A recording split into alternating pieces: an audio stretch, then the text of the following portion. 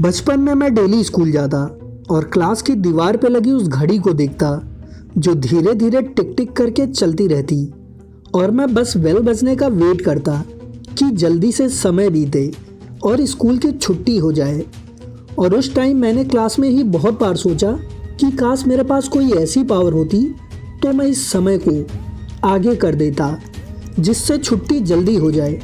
But जब मैं आगे बड़ी क्लास में गया तो पता चला कि ऐसा कभी हो ही नहीं सकता था, क्योंकि वो साइंस के विरुद्ध था और बड़ी बड़ी किताबों में ऐसा कभी बताया ही नहीं गया। बट क्या ऐसा क्वांटम लेवल पे भी हो सकता है? क्या हम सच में क्वांटम लेवल पे समय के साथ छेड़छाड़ कर सकते हैं? क्या हम अपना आने वाला समय देख सकते हैं?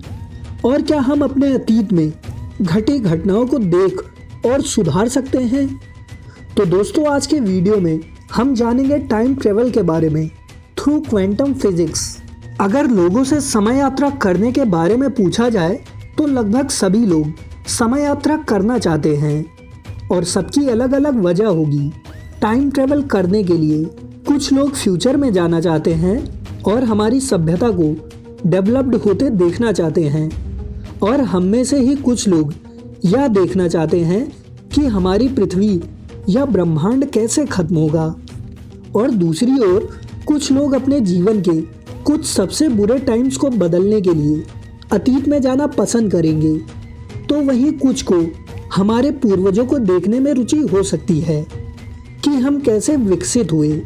तो वहीं कुछ लोग सबसे पुराने रहस्यों को सुलझाने के लिए टाइम ट्रेवलिंग करना चाहते हैं। पर क्या ये संभव है भी? वैसे हम सभी ने अभी तक इस बात को स्वीकार किया था कि समय यात्रा असंभव है और ये एक सपने जैसा ही रहेगा।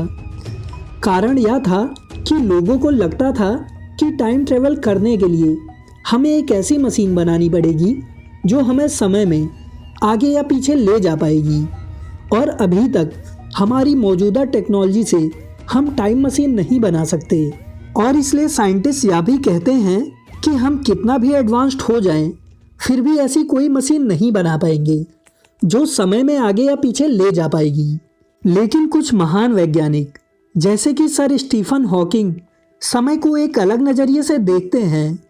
उनके अनुसार समय यात्रा संभव हो सकती है और वो कहते थे जैसे समुद्र में पानी की लहर बहती है वैसे ही स्पेस में समय भी चलता रहता है। और जैसे समुद्र की लहरें किनारे की रेत मिट्टी को अपने में समेटकर बहा लेती हैं, उसी तरह स्पेस टाइम के अकॉर्डिंग हम भी आगे बहते हैं, मतलब समय के साथ चलते हैं। और उनके विचार के अनुसार जैसे समुद्र के लहर की रफ्तार अलग अलग स्थान पर अलग अलग होती है, वैसे ही टाइम के फ्लो की स्पीड भी अलग अलग जगहों पर अलग अलग होती है। और उनके इसी क्रांतिकारी विचार ने लोगों को सोचने पर मजबूर कर दिया कि क्या सच में समय में आगे और पीछे जाया जाना संभव है। और स्टीफन हॉकिंग के अलावा अल्बर्ट आइंस्टीन ने भी टाइम को प्रभावित करने वाले पॉइंट्स पे काफ़ी कुछ बताया है। और उनकी थ्योरी ऑफ रिलेटिविटी के अनुसार टाइम यानी समय ऑब्जेक्ट, ग्रेविटी, स्पीड और मास से प्रभावित होता है। और हम जितनी धीमी गति से आगे बढ़ते हैं स्टेबल यूनिवर्स के अकॉर्डिंग उतना ही समय बीतता जाता है। यही कारण है कि जीपीएस सैटेलाइट की परमाणु घड़ी का समय हमेशा पृथ्वी के समय से डिफरेंट होता है, क्योंकि वो 14,000 किलोमीटर प्रति घंटा की स्पीड से चलता रहता है। तो दोस्तों, जहाँ तक मैंने पिछली 2 क्वांटम फिजिक्स की वीडियो में बताया था कि क्वांटम लेवल पे होश उड़ाने वाली घटनाएं चलती रहती हैं, जहाँ लाइट कभी पार्टिकल बन जाता है तो कभी वेव। और क्वांटम लेवल पे चीज़ें एक दूसरे से हमेशा जुड़ी रहती हैं, चाहे वो इस यूनिवर्स के किसी भी कोने में मौजूद हो। और क्वांटम फॉर्म्स में मौजूद वर्महोल्स कुछ पार्टिकल्स को लाइट स्पीड से तेज ट्रेवलिंग करने पर मजबूर कर देते हैं। और अगर आपने अभी तक ये वीडियोस नहीं देखी हैं तो डिस्क्रिप्शन या आई बटन पे क्लिक करके देख सकते हैं। और अब शुरू करते हैं आज का मेन टॉपिक कि हम टाइम ट्रेवल क्वांटम लेवल पे कैसे कर सकते हैं। तो साइंटिस्ट के अनुमान से क्वांटम फॉर्म में मौजूद क्वांटम वर्महोल्स हमें टाइम ट्रेवलिंग करा सकते हैं, बट उसके लिए हमें एक ऐसी टेक्नोलॉजी लानी पड़ेगी जिससे हम क्वांटम अवस्था में आ जाएं। तो आइए जानते हैं शुरू से कि क्वांटम वर्महोल्स होते क्या हैं। तो साइंटिस्ट के मुताबिक क्वांटम वर्महोल्स स्पेस में सुरंग के जैसे होते हैं जो स्पेस में अलग अलग जगह से जुड़े रहते हैं। इसमें एक एंटर पॉइंट होता है और एक एग्जिट पॉइंट होता है। मान लीजिए कि एंटर पॉइंट पृथ्वी पर है और एग्जिट पॉइंट 100 प्रकाश वर्ष दूर किसी दूसरे ग्रह पर है। और यदि हम उस ग्रह पर अंतरिक्ष यान से जाते हैं जिसकी गति प्रकाश की गति के निकट है, तो आपको उस ग्रह तक पहुंचने में 100 वर्ष लगेंगे। लेकिन यदि आप वर्महोल से गुजरते हैं तो आपको उस ग्रह तक पहुंचने के लिए केवल कुछ ही महीने का समय लगेगा। और वर्महोल न केवल दो अलग अलग बिंदुओं को जोड़ते हैं, बल्कि वे अलग अलग समय पर अलग अलग ब्रह्मांड या अलग अलग आयामों को भी जोड़ सकते हैं। मतलब अगर हम उनसे गुजरते हैं तो एक ही टाइम पे यूनिवर्स के अलग अलग स्थानों पर जा सकते हैं। तो अब सवाल यह उठता है कि ये वर्महोल्स हैं कहाँ? तो वैज्ञानिक मानते हैं कि वर्महोल्स हमारे आसपास हर जगह मौजूद हैं, बट हम उन्हें देख नहीं सकते क्योंकि वे क्वांटम लेवल पर हैं। हमारे आसपास की हर चीज़ में कुछ होल्स और क्रैक्स हैं, यहाँ तक कि मिरर जैसे सबसे चिकनी सतह पर कई होल्स और क्रैक्स मौजूद होते हैं। और दुनिया की हर चीज़ बेसिक यूनिट, एटम्स, सब एटम्स, इलेक्ट्रॉन, प्रोटॉन और न्यूट्रॉन से बनी होती है। और इन सब एटॉमिक पार्टिकल का रेडियस 0.14 × 0.282 मीटर है। और इतने छोटे होते हुए भी इन सब एटॉमिक पार्टिकल्स में भी होल्स और क्रैक्स होते हैं। और साइंटिस्ट के अनुसार इसी सब एटॉमिक लेवल पे क्वांटम फोम मौजूद हैं, जिसे स्पेस टाइम फोम के रूप में भी जाना जाता है। और यह बहुत ही छोटे लेवल पर स्पेस टाइम का एक बेसिक पार्ट है। और क्वांटम वर्महोल्स इसी क्वांटम फोम में मौजूद रहते हैं, लेकिन वे हजारों बार बनते हैं और फिर नष्ट हो जाते हैं। साथ ही ये क्वांटम लेवल से भी बहुत छोटे हो सकते हैं, तो इसी कारण से हम इसको कभी नहीं देख पाएंगे।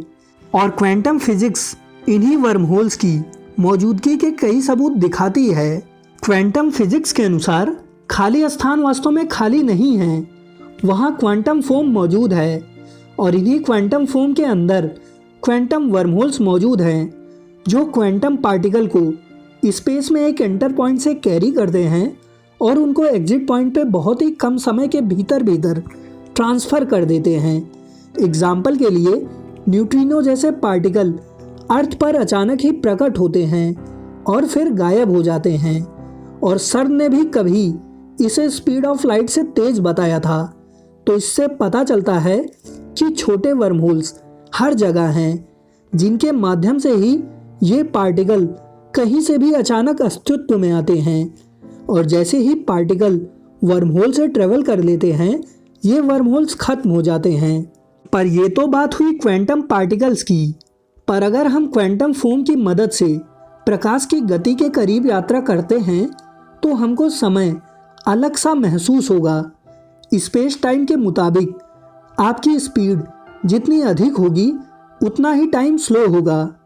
कल्पना कीजिए कि आप क्वांटम अवस्था में हैं और क्वांटम फोम से ट्रेवल कर रहे हैं, और आपको स्पेस में एक ऐसी जगह जाना था जो 40 प्रकाश वर्ष दूर था, और आपने 99.9% से अधिक स्पीड ऑफ लाइट से उस क्वांटम फोम के वर्महोल से ट्रेवल कर रहे हैं। और आप अपनी तय जगह पर पहुंच जाते हैं और वहां कुछ टाइम भी बिताते हैं, और फिर वापस पृथ्वी की तरफ उसी वर्महोल से वापस आ जाते हैं। तो आपको सब कुछ अजीब लगेगा। टाइम डायलेशन के अनुसार यदि आपको 99.9% स्पीड ऑफ लाइट से 1 साल जाने में लगा और 1 साल आने में लगा, तो आपने केवल 2 साल और कुछ वक्त का टाइम बिताया। लेकिन रिलेटिविटी के अनुसार पृथ्वी पर उस टाइम पूरे 82 साल बीत चुके होंगे। और क्वांटम फिजिक्स के अनुसार इंटेंगल्ड क्वांटम पार्टिकल एक साथ ही एक टाइम पे कई पैरेलल यूनिवर्स में रहते हैं, और यदि इन पार्टिकल पर एक जगह कोई प्रभाव पड़ता है तो दूसरे पार्टिकल पे भी इसका प्रभाव जरूर पड़ेगा। और साइंटिस्ट के अनुसार टाइम एक ही दिशा में आगे बढ़ता है, मतलब हम समय में केवल आगे की दिशा में बढ़ सकते हैं और हम समय को उलट नहीं सकते। इसलिए समय में पीछे जाना सबको असंभव लगता है। तो अगर हम समय की डायरेक्शन नहीं बदल सकते तो क्या होगा यदि हम समय के साथ साथ पूरे आयाम को ही बदल देते हैं? पर क्या यह संभव है भी? हम सभी जानते हैं कि हम 3 आयामी दुनिया में रह रहे हैं। 3 आयाम का अर्थ है एक्स, वाई और जेड प्लेन, या कहें तो लंबाई, चौड़ाई और ऊंचाई। हमारे आसपास जो कुछ भी हम देखते हैं वह 3 आयामों में है, चाहे वह कोई ग्रह हो, कोई स्टार या कोई एटम। और समय को चौथे आयाम के रूप में मानते हैं, जो केवल एक डायरेक्शन और स्ट्रेट लाइन में चलता है। और अगर हम एक आयाम की बात कर रहे हैं तो उसका मतलब है कोई वस्तु केवल आगे और पीछे बढ़ सकती है। और 2 आयाम का अर्थ है कि कोई वस्तु आगे और पीछे के साथ साथ बाएं और दाएं घूम सकती है। ऐसे ही 3 आयाम का अर्थ है कि कोई वस्तु आगे पीछे, दाएं बाएं, ऊपर और नीचे जा सकती है। अब इसे ध्यान से समझें। आप एक कुर्सी पर बैठे हैं, आप 3 आयामी दुनिया में हैं और हम चौथा आयाम यानी समय को शामिल नहीं कर रहे हैं। यानी समय आपके लिए रुका हुआ है। आपके आसपास की कोई प्रक्रिया नहीं हो रही है।